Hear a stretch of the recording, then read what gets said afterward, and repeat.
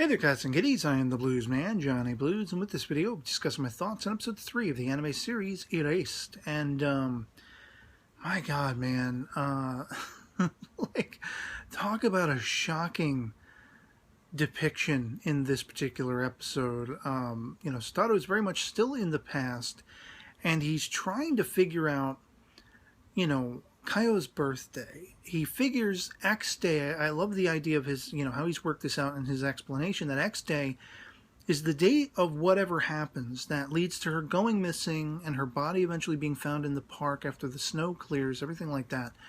And he's really trying to keep up with her. I mean, we have a couple of sideline aspects, like he's racing the one kid who I'm wondering if this kid has stuff going on at home too. He's like kind of an overachiever, and I'm wondering if maybe he's like facing getting the belt or something if he doesn't get all A's and he doesn't come home and having won the race, and like where the parents, sort of project their want for success and scholarships and all these kinds of things onto their children.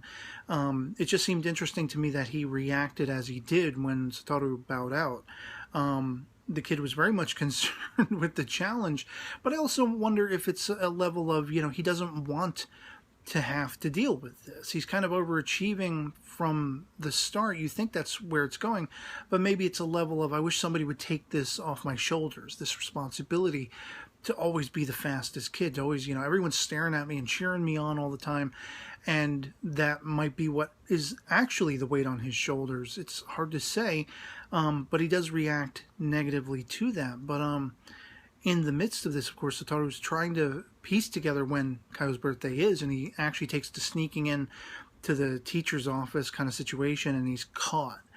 And I'm somebody who has been putting forth, could this teacher be the guy? I mean, I noticed in the OP, 3 kids run up to him while 2 others look on, and I think we find out in this episode 3 kids eventually went missing or were found dead or whatever it is. Satoru was recounting, one of which being Kaio. So it was kind of like, is that symbolism? And I was actually somewhat shocked and surprised to see the twist that took in this episode, where the teacher is aware of Kaio's having been manhandled and abused at home by her mother.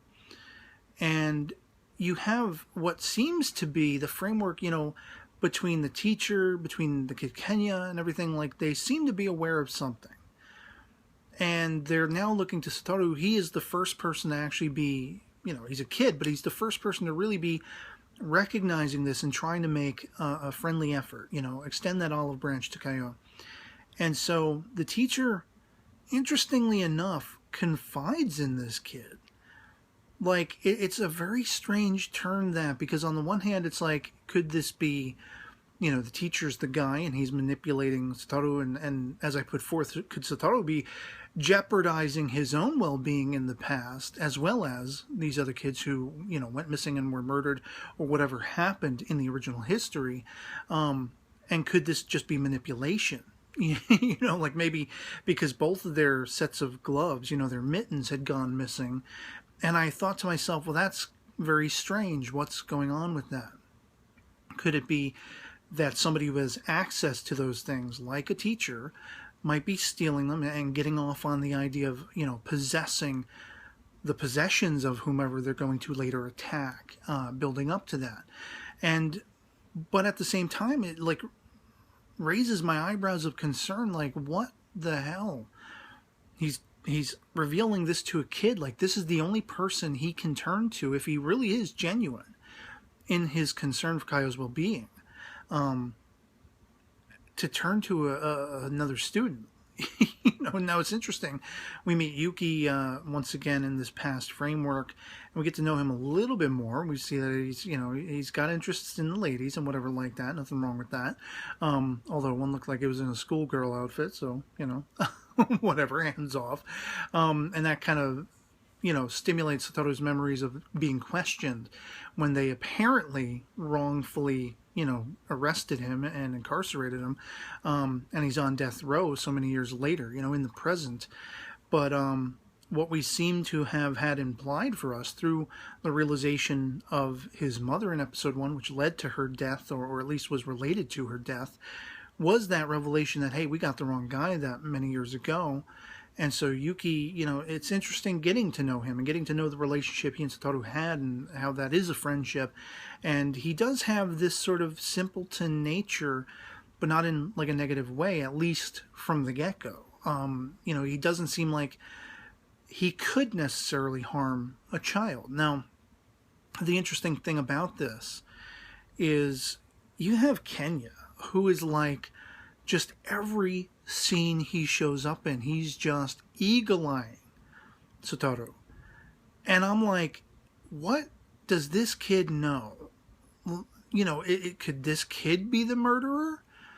Could he kill classmates and, you know, be a murderer sort of? I mean, we never really got a clear-cut vision of who the guy is in the present day when he takes Satoru's mother's life. It looked like a guy that could have been about the same age as Satoru, you know, 29-ish, whatever, maybe a little older.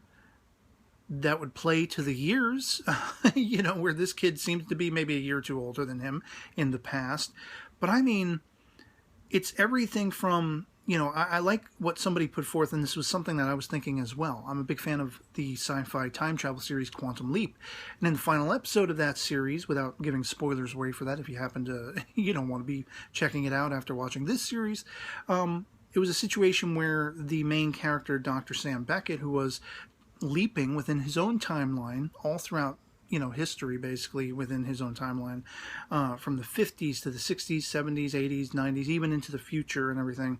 As long as he was physically alive, you know, he could travel within those time frames. And in the final episode, he finds he's not the only one. Now, he's already encountered a couple of other leapers throughout the course of the series and everything. But that was something that occurred to me, and somebody else mentioned, could this Kenya kid be someone who experiences this time warping butterfly effect thing as well? Could it be something he's trying to figure out and prevent, and he can't, at least as yet, he hasn't come forth and revealed this to Satoru? I don't know. I think that's a fascinating idea, but I have a feeling it's much more malevolent. You know, like just the expressions on his face, it seems to be a bit more than concern.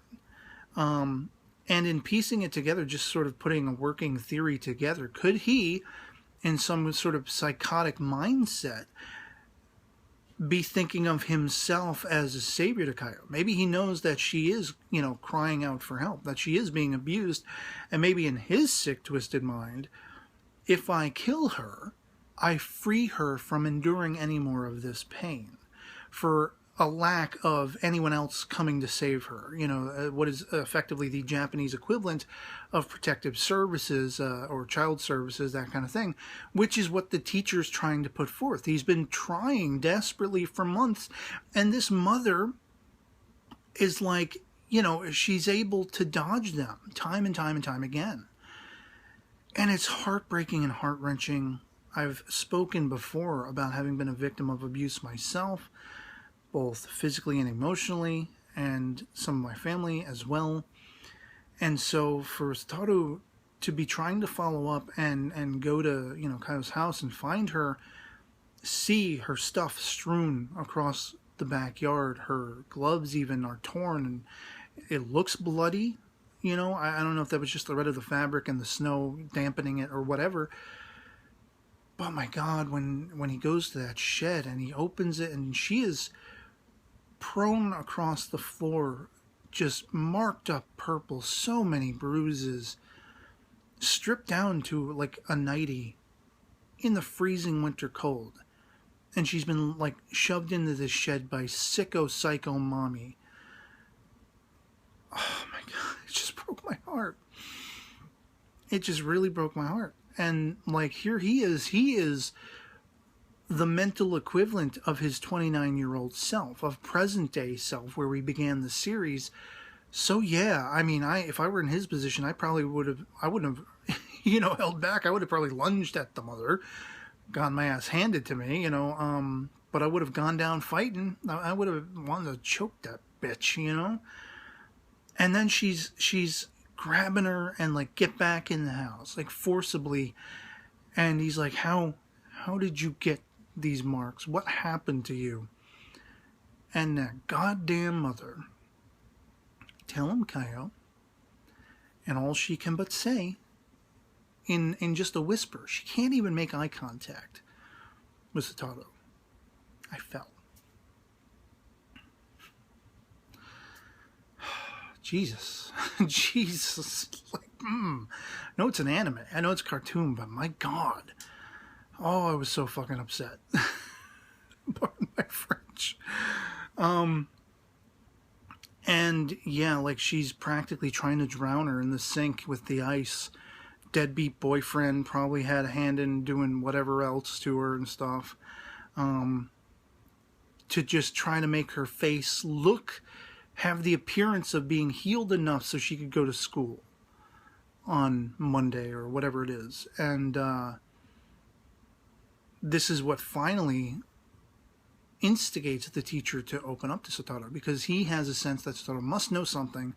Why would he be fishing around? And as I say, unless the teacher is a manipulative character, I want to believe that his concerns are genuine and that, you know, it's kind of a simpatico in mind as far as them both Satoru and the teacher wanting to help her, wanting to rescue her from what is happening to her at home. It's just this series, I sort of alluded to it being akin to the Scream movie franchise, where you're watching characters in the background and there's so many potential bad guys or ones responsible, the antagonists. Like, is it the teacher? Is it this Kenya kid? Is it somebody we haven't been introduced to as yet? And at first when he stumbles across Kaio in the shed, I thought he found a dead body, like the first kid is now dead, of the ones who went missing or whatever.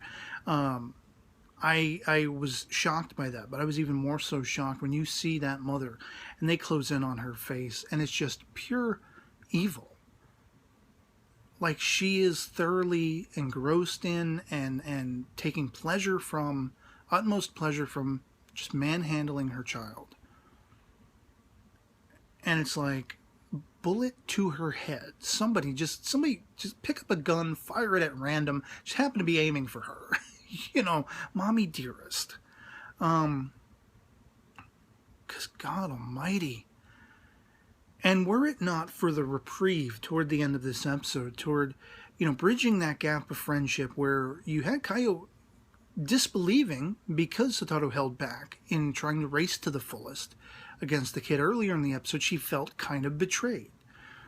Because people are lying and she is a liar. She has to wear this facade. She can't open up to anyone. She's all alone in the world. I mean, I wouldn't be surprised if she killed herself at that point. He can be a saving grace to her, and by the end of this episode, it had me teary-eyed, because here was a child who's going through the worst, the absolute worst, and she could smile because they climb this mountain. They see these red foxes, something he experienced only by himself in the original history, and now he's made her a part of his life. And what's more, the girl who tried to pin losing all the money, the lunch money and everything on her when it was her responsibility to watch it anyway. There's a Welcome Back Kotter episode to that degree. I digress. But, like, to make up for that, and she's relating this story about how this girl also invited her over just to brag about their big ultra Christmas tree. And Satoru gets that idea. It's winter. We can go up. We can see trees and everything and the icicles under the starry sky. It's no more pitch perfect and beautiful. It is a melody of beautiful imagery. And she smiles. It's just like, oh, thank God for that moment by the end of the episode. Thank God for some kind of emotional reprieve, because I could sigh with relief at that point. And like, man, just, this show is utmost captivating and compelling and heart-wrenching at times. It is uber effective at playing on all of those emotions. And I'm just grateful. Unlike another series where, there's a goblin gang up and we don't ever really we get a melancholy reprieve. We don't get a satisfying one. in another show that's concurrently airing alongside this one, at least in my estimation. Here we have something that's equally heart-wrenching, hard to watch, hard to fathom, gets your emotions up in an uproar. And at least the producers, the director, the writer, the people responsible for the pacing understand we can't leave it off with that such a depressive note. So we have to have something that rebounds a little bit. And the thing about that rebound is it was satisfying, and I was just grateful for it, to see that smile on her face and calling him stupid. It's February and we're looking at what he's saying as a Christmas tree. Let's come back in the summer.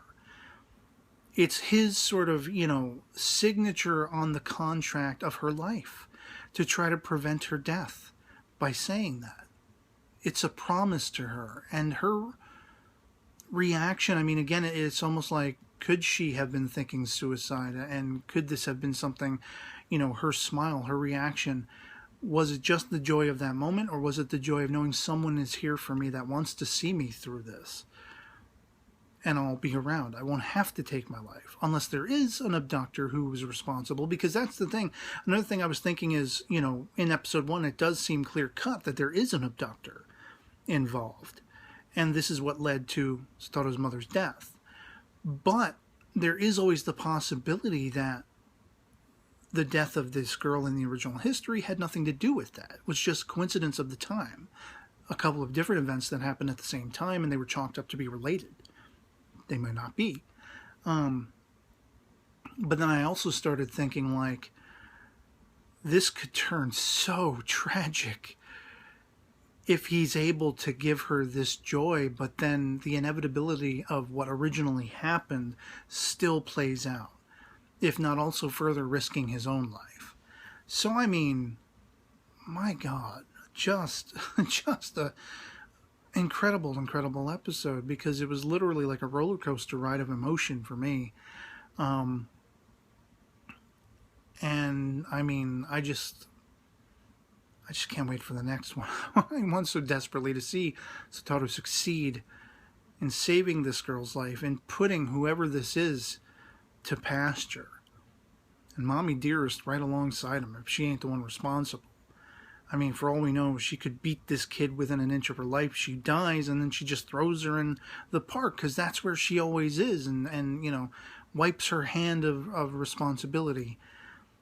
I mean, I've said before in my previous episode discussion video, I don't know how dark this is going to go, but I mean, whew, my God. This was an emotional torrent, roller coaster ride episode. That's all I can really say. So, I'd love to hear from you guys in the comments below. If you've seen episode 3 of Erased, if you were as just taken aback as I was, emotionally rocked as I was, take it or leave it, love it or hate it. Our POVs don't have to agree. We can agree to disagree. And I just love having that conversation. So, otherwise, that'll be pretty much it for me on this. Hope this video finds you well. And I'll catch you all later. Peace.